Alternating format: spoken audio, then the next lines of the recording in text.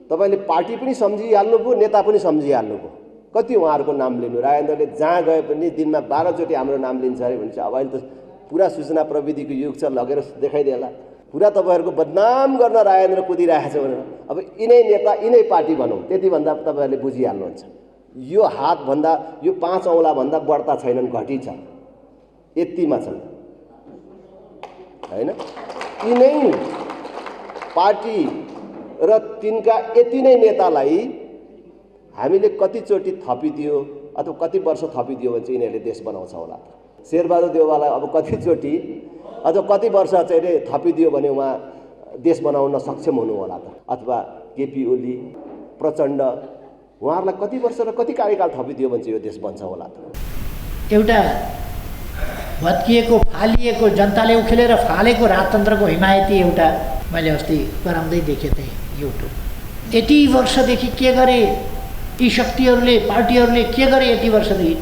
अनि 240 वर्ष राजतन्त्रले के गर्छ? अनि 240 वर्ष राजतन्त्रले के गर्छ? हाम्रो हातमा शक्ति फर्केर आउँदैछ, यसको पूर्ण रूपले सदुपयोग गरौँ। साँडेको टाङमुनि बाल्टी थापेर दुध पाइँदैन। साँडेको टाङमुनि बाल्टी लगेर गएर साँडेले दुध दिएन भनेर साँडेलाई फका फका सुमसुम्या त बाबु भनेर छोरालाई सगाई मागेर सुमसुम्याउँदा दुध दिन्छ र? दिँदैन। यसले त बदमास गर्यो, 1-2 सिर्कना लाउनु पर्यो भने सिर्कना लाए पनि दिँदैन, दाना थपिदिए पनि दिँदैन, किनभने साँडेको धर्म नै दुध दिने होइन। आज यी पार्टीहरू त्यही भए कि यिनीहरूलाई जतिचोटि तपाईँले भोट दिए पनि अब देश बनाउँदैनन्।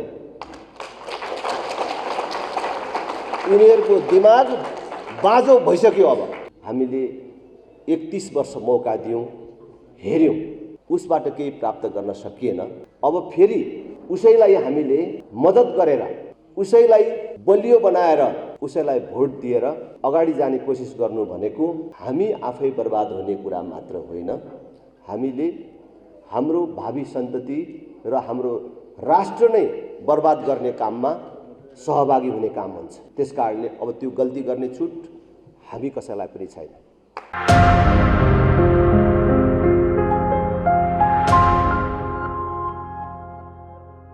मदन दाईदेखि लिएर मैले थुप्रै विशिष्ट व्यक्तित्वहरू देखिराखेको छु।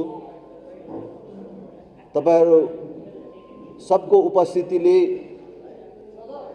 म थप उत्साहित छु। नवप्रवेशी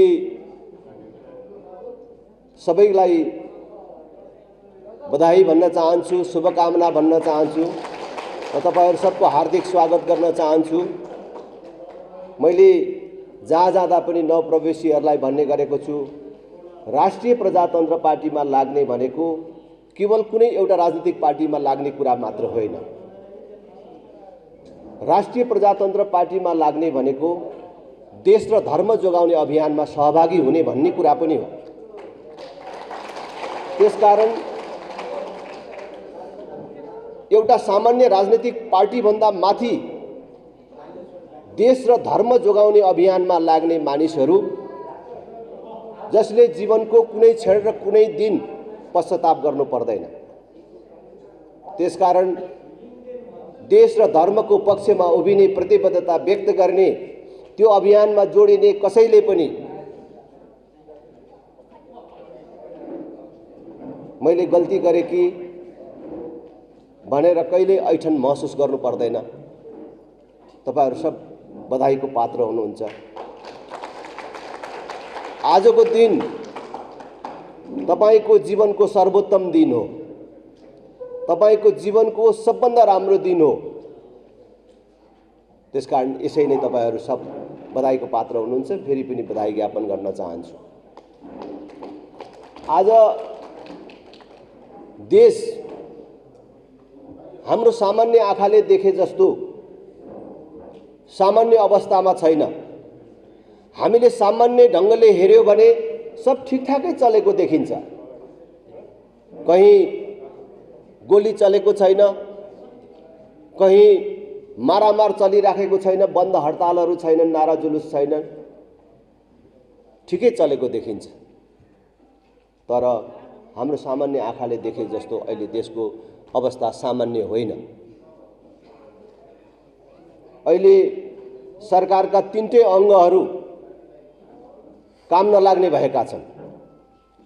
मैले नेपाली कांग्रेसको महाधिवेशनमा शुभकामना दिने क्रममा पनि भनेको थिएँ कि अदालत अदालत जस्तो छैन, संसद संसद जस्तो छैन, सरकार सरकार जस्तो छैन। यो सामान्य कुरा होइन। त्यसमाथि पनि आज हामी आन्तरिक रूपमा मात्र होइन, बाह्य जगतमा समेत विश्वसनीयता गुमाएको मुलुकको रूपमा परिचित छौं। नेताहरूले, ठूला राजनीतिक पार्टीहरूले वैदेशिक सम्बन्धलाई सत्ता चढ्ने सिँढीको रूपमा प्रयोग गर्दाखेरि आज शक्ति राष्ट्रहरूको रणनीतिक प्रतिस्पर्धा स्थलमा मुलुक परिणत भएको छ। कुन बेला के हुन्छ भन्न सकिने अवस्था छैन। तपाईहरुले सुन्नुभएको छ, बैंकमा पैसा छैन, भएको पैसा पनि लगानी गर्न नमिल्ने अवस्था बनाएर राखिएको छ। राष्ट्रिय ऋण यो 4 वर्षभित्रमा संघीयता कार्यान्वयन भएपछि दोब्बर भन्दा बेसी भएर गएको छ। करको दर र दायरा कुन प्रकारले यो 4 वर्षभित्रमा वृद्धि भयो अथवा यो 5 वर्षभित्रमा यो वृद्धि भयो तपाईहरु सबलाई थाहा छ। 4-5 वर्ष अगाडि, खास गरी यो संघीयता कार्यान्वयन हुनुभन्दा अगाडि हामीले के कुरामा कर तिर्नु पर्छ भनेर सोच्नु पर्थ्यो, तर आज कुन चाहिँ त्यस्तो कुरा होला जसलाई करले छुदैन।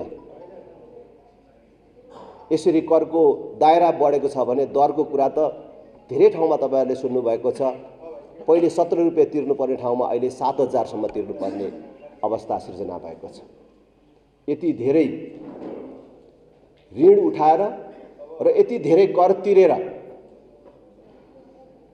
हामीले के पायौं, देशले के पायो, तपाईहरु सबले देख्नु भएको छ। आज म भन्न आएको छु, हामी भन्न आएका छौं, प्रजातन्त्र, लोकतन्त्र, गणतन्त्र जे भने पनि 2046 सालको राजनीतिक परिवर्तन पछिको राजा ज्ञानेन्द्रले देशमा जुन बेला हत्या, हिंसा, आतंक तीव्र रूपमा बढेर गएको थियो, तत्कालीन राजनीतिक दलहरूले आवधिक निर्वाचनसम्म गर्न नसकेर सबै जनप्रतिनिधिमूलक संस्थाहरू जनप्रतिनिधिविहीन अवस्थामा पुगेको थियो। भ्रष्टाचार चरम चुलीमा पुगेको थियो। कुनै पनि नेताहरू भ्रष्टाचारको अभियोगबाट अछुतो थिएनन्। एक प्रकारले देश पूर्ण रूपले अराजक स्थितिमा थियो। त्यस्तो बेला यो त अति भो।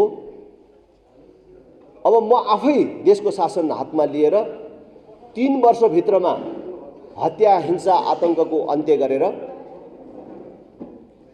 भ्रष्टाचार नियन्त्रणमा लिएर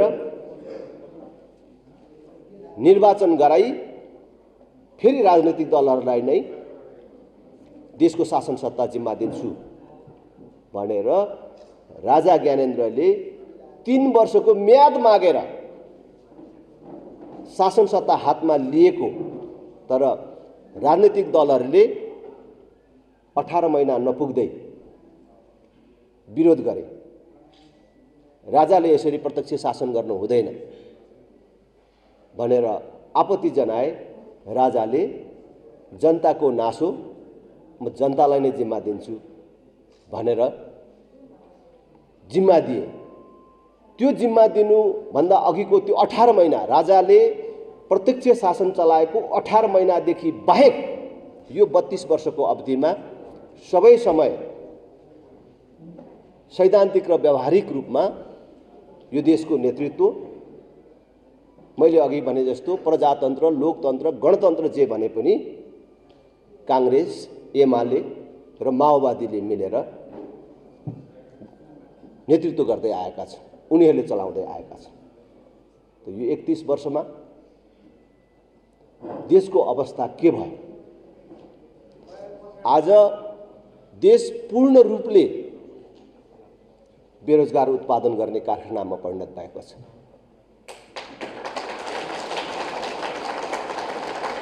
जुन देशको जनसङ्ख्या 3 करोड पुगेको छैन भनेर भनिन्छ, त्यो देशको 50 लाख भन्दा बेसी युवाहरू वैदेशिक रोजगारीमा छन्। त 18 वर्ष उमेर पूरा गरेको, 50 वर्ष ननागेको, डाक्टरले जाँच्दाखेरि शरीरमा कुनै पनि प्रकारको रोग नदेखिने बलिया युवाहरू जति अरबको मरुभूमि र मलेसियाको जङ्गलमा धेरै पैसा कमाउन होइन, केवल परिवार पाल्नको लागि रगत पसिना बगाउन बाध्य छन् र त्यो ठाउँमा छन् भने देशको अवस्था के होला? देश कसरी चलिराखेको होला? त्यहाँ दिल्ली, पन्जाब, गुजरात लगायत भारतको विभिन्न प्रान्तमा जाने युवाहरूको त सङ्ख्या नै कसले हिसाब राखेको होला त्यसको? भने देश एउटा गम्भीर अवस्थामा छ र देश एउटा असफल राष्ट्रको बाटोमा छ। यो सामान्य अवस्था हो। त्यसकारण प्रबुद्ध काठमाडौँ महानगरवासी, यो राजधानीवासी तपाईहरूलाई अपिल गर्न चाहन्छु, हामीलाई पर्खने समय छैन। एक चुनाव हेरौँ न त भन्ने समय छैन। कुनै बेला हामीले कांग्रेस, कम्युनिस्ट, माओवादीहरूले देश पायो भने यस्तै बनाउँछ भन्ने कुरा जानेरै हामी जस्ता मानिसहरूले सुरुदेखि नै फरक मत राखेर बस्यौँ र त्यो फरक मत लिएर जनताको बीचमा जाँदाखेरि जनता मतदाताको जवाफ के आउँथ्यो भने एक चुनाव चाहिँ हेरौँ न राजेन्द्र, एक चुनाव चाहिँ हेरिन्छ, अहिले हतार गरिँदैन, एक चुनाव पर्खिने हो भन्ने जवाफ पाउँथ्यौँ। तर म आज भन्न चाहन्छु, हामीलाई त्यो सुविधा छैन, त्यो छुट छैन, हामीलाई पर्खने सुविधा छैन। जसले 31 वर्ष देश पाउँदाखेरि देशलाई एउटा बाटो दिन सकेन मात्र होइन, देशलाई पतनको यो बिन्दुमा पुर्याए। यो 31 वर्षमा कयौं देशहरू उठेर कहाँबाट कहाँ पुगिसके। आज हामी कहाँ छौँ? एउटा फोहोर मैलाको राम्रो व्यवस्थापन हुन सक्दैन, एउटा सडक जामको राम्रो व्यवस्थापन हुन सक्दैन, एउटा राम्रो बाटो बनाउन नसक्नेहरू रेलको, पानी जहाजको, मोनोरेलको कुराहरू गर्छन्। धरातलीय यथार्थ उनीहरूलाई थाहै छैन। यी राजनीतिक दलहरू 31 वर्षदेखि जनताकै मत लिएर सत्तामा त छन्, तर जनतादेखि यति टाढा छन् कि तपाईहरुले अस्ति भिरकुटी मण्डपमै देख्नुभयो। नेताहरूलाई त मैले त्यहाँ गाली गर्न भनेको होइन नि, मैले यसो फर्केर हेरेँ र तपाईहरु पनि सम्झिनुस् त्यो दिनको दृश्य है। नहेर्ने कोही हुनुहुन्न, मलाई जहाँसम्म लाग्छ।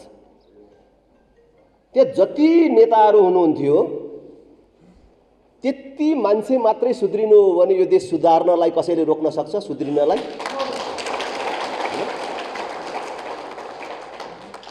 उहाँहरू त्यो 4-5 जना मान्छे सुध्रिनु हो भने न कुनै जुलुस गर्नुपर्छ, न कुनै आन्दोलन गर्नुपर्छ, रगत बगाउनु पर्ने, रेलिङ भत्काउनु पर्ने, केही कामै गर्नु पर्दैन। त्यसकारणले कहीँ एउटा सानो मान्छेले भनिहालेको कुराले क्लिक गर्छ भन्छ नि, क्लिक हैन, क्लिक भइहाल्छ कि ओहो हो त भन्ने भइहाल्छ कि भनेर मैले चाहिँ नि भने कि हामीलाई त राम्रो मान्दैनन् है मान्छेले। मैले तपाईहरुलाई त राम्रो मान्दैनन् नै भन्नु भएन, त्यही ठोक्लान् फेरि हैन, हामीलाई राम्रो मान्दैनन् है भनेर आफूलाई पनि जोडेर भने हैन। तर उहाँलाई कत्रो भ्रम रहेछ है कि जनताले हामीलाई त भगवान, प्रभु, परमेश्वर मान्छन्, यसले पो बदनाम गर्न खोज्यो भनेर उहाँहरूलाई लागेछ। हेर्नुस् त पछि प्रतिक्रिया त आयो हैन। भनेपछि जनतासँग उहाँहरू कति टाढा रहेछ, धरातलीय यथार्थसँग उहाँहरू कति टाढा रहेछ। आज हामीलाई रेल चाहिएको हो र हामीलाई त 4 लेन बाटो चाहियो, हामीलाई पानी जहाज चाहिएको हो र यहाँको सडक जाम खुलाउने कुनै विधि चाहियो। यो रिङ रोड बनाउँदाखेरि 1-2 वटा दुलोहरू बनाउनु पर्छ, माथि माथि कुद्ने 1-2 वटा फ्लाइओभर ब्रिज बनाउनु पर्छ भनेर डिपिआर गर्दाखेरि यिनीहरूको बुद्धिमा त्यस्तो कुनै आएन। सामान्य कुरा होइन। आज कोटेश्वरको जाम हामीले बिहोर्नु पर्थ्यो, यो ग्वारखु परतिरको अर्को सातो बाटोको जामहरू हामीले बिहोर्नु पर्थ्यो। सामान्य कुरा। हाम्रो जीवन कति सहज हुन्थ्यो। आज हरेक व्यक्ति जो यात्रा गर्छौं राज्यको कति नोक्सान भइराखेको होला। प्रत्येक दिन मेरो आफै जाममा 1 घण्टा खेर जान्छ कम्तीमा भने तपाईँ सबैको त्यतिकै गइरहेछ। हाम्रो उर्वर समय यिनीहरूको अव्यवस्थाको कारण, अक्रमण्यताको कारण ध्वस्त भइराखेको छ र आगामी दिनमा पनि यिनीहरूले योलाई ठिक लगाउँछन्, यो काम ठिक ढङ्गले बढाउँछन् भन्ने कुनै सपना र योजना देख्नु भएको छ? हामीले 31 वर्षदेखि सपना शून्य, योजना शून्य मानिसहरूको पछि लाग्यौं। उनीहरूले जम्मा राजाको विरोध गरेर राजनीति गरे। आज राज संस्था नभएको 15 वर्ष भयो। राजा महँगो रहेछ कि राष्ट्रपति महँगो रहेछ त? यो कुरा थाहा भयो। काठमाडौँतिर के भन्थे थाहा छैन, राजाको विरोध गर्दाखेरि अरू कुरा भन्थे होलान्। हाम्रो गाउँघरतिर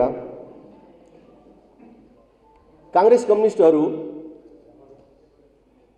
हामीले तिरेको सबै तिरो जति राजा र राजाको परिवार पाल्नमै खर्च हुन्छ, अलिअलि उब्रेको पैसा पनि स्विजरल्यान्डको ब्याङ्कमा लगेर राखेको छ, अनि कसरी देश बन्छ भनेर भन्थे।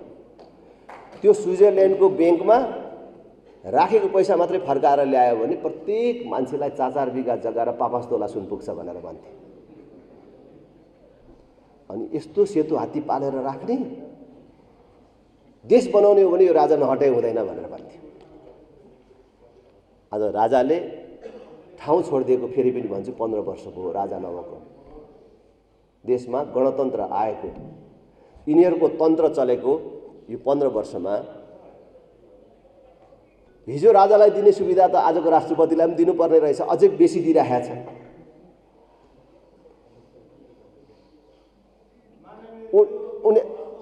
उनीहरूले यही वर्षमा जुन बेला देशमा गणतन्त्र घोषणा भयो त्यसै बेला उनीहरूले राजपरिवारको सम्पत्ति खोजबिन गर्ने एउटा समिति बनाए। संयोगले त्यो समितिको संयोजक मसँगै चुनाव लड्नुभएका नेपाली कांग्रेसका नेता कृष्णप्रसाद सिटौला हुनुहुन्थ्यो। स्विजरल्यान्डको ब्याङ्क र अन्य ब्याङ्कहरूमा राजपरिवारको नाममा कति पैसा रहेछ त्यो सबै कुरा देख्न पाइयो। भनेको उनीहरूले आफ्नो राजनीति पूर्ण रूपले राज संस्थाका प्रति घृणा फैलाएर,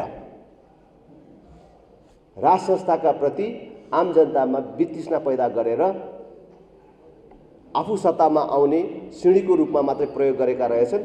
उनीहरूको कुनै सपना र योजना रहेनछ भन्ने कुरा प्रमाणित भएको छ। त्यसैले मैले संक्षिप्तमा तपाईहरुलाई के भन्न चाहन्छु भने, जसलाई हामीले 31 वर्ष मौका दियौं, हेर्यौं, उसबाट केही प्राप्त गर्न सकिएन। अब फेरि उसैलाई हामीले मद्दत गरेर, उसैलाई बलियो बनाएर, उसैलाई भोट दिएर अगाडि जाने कोसिस गर्नु भनेको हामी आफै बर्बाद हुने कुरा मात्र होइन, हामीले हाम्रो भावी सन्तति र हाम्रो राष्ट्र नै बर्बाद गर्ने काममा सहभागी हुने काम हुन्छ। त्यसकारणले अब त्यो गल्ती गर्ने छुट हामी कसैलाई पनि छैन। अहिले देशका बुद्धिजीवीहरू, आम नागरिकहरू जहाँ जाँदा पनि वर्तमानप्रति असन्तुष्टि व्यक्त गर्नुहुन्छ। तर हामीले नेताहरूलाई र पार्टीहरूलाई जति दोष दिन्छौँ उनीहरूलाई भोट दिने हाम्रो हात पनि उत्तिकै दोषी छ भन्ने कुरा हामीले बिर्सनु हुँदैन। जब चुनाव आउँछ, चुनाव आएपछि हामी के भन्छौँ? नेता चाहिँ ठिक होइन, यो बदमासै हो, चोरै हो पनि भनेर भनिदिने, अझै झरेरै भनिदिने, चोरै हो तर के गर्नु, आफ्नो पार्टीको पर्यो, अर्कोतिर हात जाँदै जाँदैन भन्यो छ्यापै त्यसैलाई भोट लाउने। त्यसले गर्दाखेरि पनि आज देश बर्बादीको यो बिन्दुमा पुग्यो। उनीहरूलाई पनि यिनीहरू त कहाँ जान्छन्, हाम्रै पार्टीका मानिस हुन्, हाम्रै मानिस हुन्, कहाँ जान्छन् भनेर उनीहरूलाई पनि जनताले हामीलाई सजाय गर्छ भन्ने डर भएन। हाम्रो कारणले उनीहरू बिग्रिए, सायद बेला बेला हराइदिएको भए उनीहरू पनि सचिन्थे कि। त्यसकारणले जनताले आफ्नो हातमा हतियार आएको बेला ठिक ढङ्गले प्रयोग गर्नु पर्यो। त्यो 5 वर्षमा एकचोटि आउँछ। म आज यी नेताहरूले देश बर्बाद गरे, खतम गरे, यिनीहरूलाई जुत्ताको माला लाउनुहोस्, यिनीहरूलाई मोसो दल्नुहोस्, बाटो छेक्नुहोस् भन्न आएको होइन। आउने चुनावमा जानी जानी यस्ता भ्रष्ट नेताहरूलाई भोट नदिनुहोस् भन्न आएको। त्यही तपाईँले खुकुरी तरबार चलाएको भन्दा पनि ठुलो सजाय त्यही हुन्छ। गन्दा थाहा पाउन्, आहा बर्बाद भएछ भन्ने होस्। हेर्नु लु, हामी अहिले चाहिँ नि राप्रपा भएर होइन, काङ्ग्रेस एमाले माओवादी भएर पनि होइन, कुनै दलको भएर होइन, एउटा सामान्य नागरिक भएर सोचौँ। यिनै नेतालाई, यिनै पार्टीलाई भन्दाखेरि तपाईँले पार्टी पनि सम्झिहाल्नुभयो, नेता पनि सम्झिहाल्नुभयो। कति उहाँहरूको नाम लिनु, राजेन्द्रले जहाँ गए पनि दिनमा 12 चोटि हाम्रो नाम लिन्छ अरे भनेपछि अब अहिले त पुरा सूचना प्रविधिको युग छ, लगेर देखाइदिएला है। पुरा तपाईँहरूको बदनाम गर्न राजेन्द्र कुदिरहेको छ भनेर अब यिनै नेता यिनै पार्टी भनौँ, त्यति भन्दा तपाईँहरूले बुझिहाल्नुहुन्छ। यो हातभन्दा, यो 5 औँलाभन्दा बढ्ता छैनन्, घटी छ, यतिमा छन् होइन। यिनै पार्टी र तिनका यति नै नेतालाई हामीले कतिचोटि थपिदियो अथवा कति वर्ष थपिदियो भने चाहिँ यिनीहरूले देश बनाउँछ होला होइन। मानिलिउँ बडो आदरपूर्वक भनौँ, शेरबहादुर देउवालाई अब कतिचोटि अथवा कति वर्ष चाहिँ थपिदियो भने उहाँ देश बनाउन सक्षम हुनु होला त। कोही काङ्ग्रेसको साथीहरू हुनुहुन्छ, कोही काङ्ग्रेसी जनले भन्न सक्छ अब शेरबहादुर देउवालाई 5 वर्ष दियो भने चाहिँ अब यो देश बन्छ भनेर, अथवा केपी ओली, प्रचण्ड, उहाँहरूलाई कति वर्ष र कति कार्यकाल थपिदियो भने चाहिँ यो देश बन्छ होला त।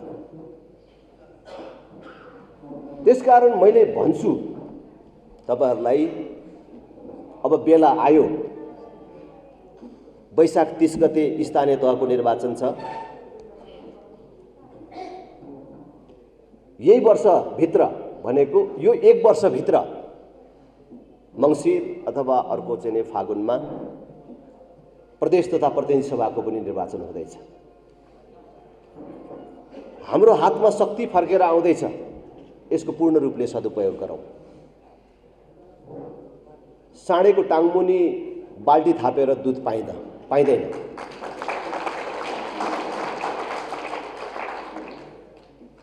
साँडेको टाङमुनि बाल्टी लगेर गएर साँडेले दुध दिएन भनेर साँडेलाई फका फका सुमसुम्या त बाबु भनेर छोरालाई सगाई मागेर सुमसुम्याउँदा दुध दिन्छ र? दिँदैन। यसले त बदमास गर्यो, 1-2 सिर्कना लाउनु पर्यो भने सिर्कना लाए पनि दिँदैन, दाना थपिदिए पनि दिँदैन, किनभने साँडेको धर्म नै दुध दिने होइन। आज यी पार्टीहरू त्यही भए कि यिनीहरूलाई जतिचोटि तपाईँले भोट दिए पनि अब देश बनाउँदैनन्। यिनीहरूको दिमाग बाजो भइसक्यो। अब त्यो उर्वरता आउनेवाला छैन। त्यसकारणले त्यो गल्ती नगरौँ भन्ने कुरा अपिल गर्न चाहन्छु।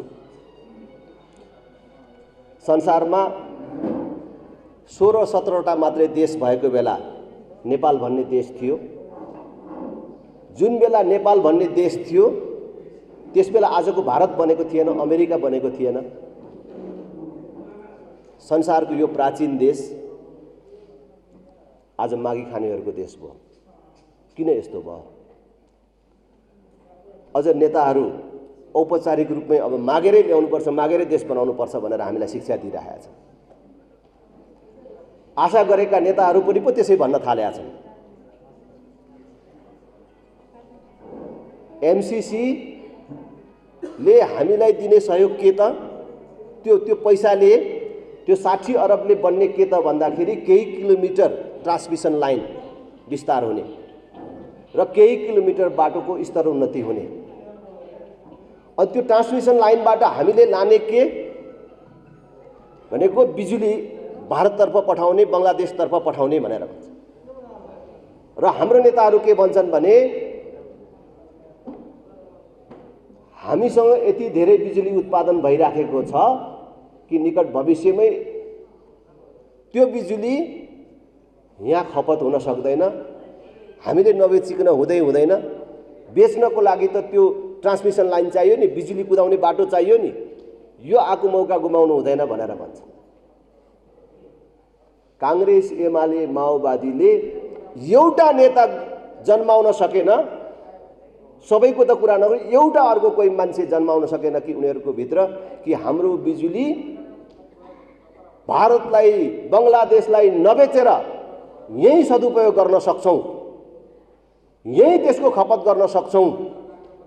हामी अब हाम्रा सबै गाडीहरू बिजुलीबाट चल्ने व्यवस्था मिलाउँछौं, बिजुलीबाट चल्ने गाडी मात्रै ल्याउने व्यवस्था मिलाउँछौं।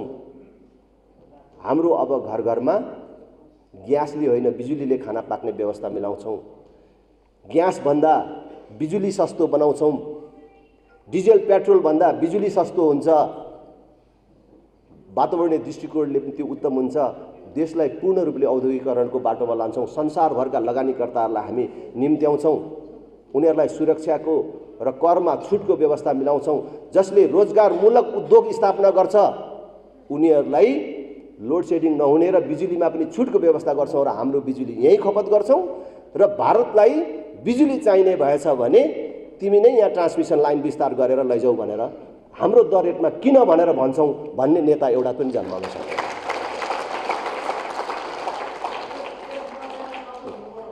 त्यसकारण मैले फेरि तपाईलाई दोहोर्याएर भन्छु, अब हामीलाई पर्खने छुट र सुविधा छैन। मलाई थाहा छ हाम्रो पार्टीको एकता महाधिवेशन पछि पार्टीको यो नेतृत्वलाई एउटा आशाको नजरले तपाईहरुले हेर्नु भएको छ। हाम्रा केही प्रतिबद्धताहरू छन्, त्यसमा तपाईहरुले हामीलाई हेरिराख्नु भएको छ।